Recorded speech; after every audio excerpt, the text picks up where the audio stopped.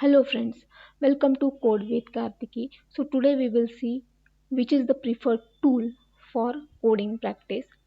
So here I have recommended two tools. If you are familiar with other tool, you can use that also. So first one is Python's default ideally and second one is VS Code. So first we will see what is the difference between these two. So first one is Python's default ideally.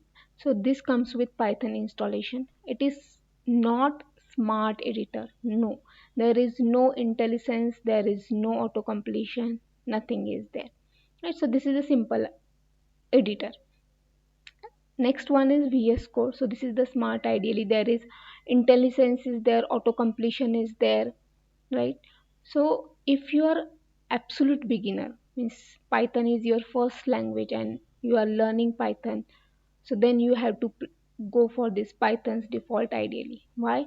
Because there is no IntelliSense, there is no auto completion, so you will get errors here. For sure you are going to get errors, syntax errors you are going to get, but from those you are going to learn.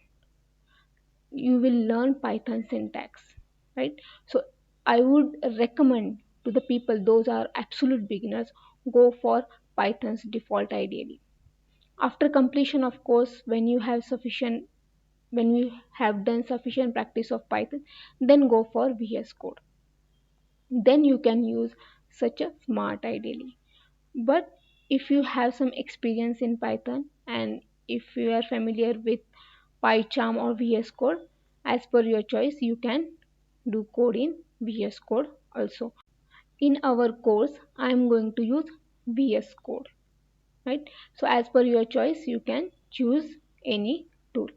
So thanks for watching the video. If you like the content of my channel, please subscribe and press bell icon to get notification.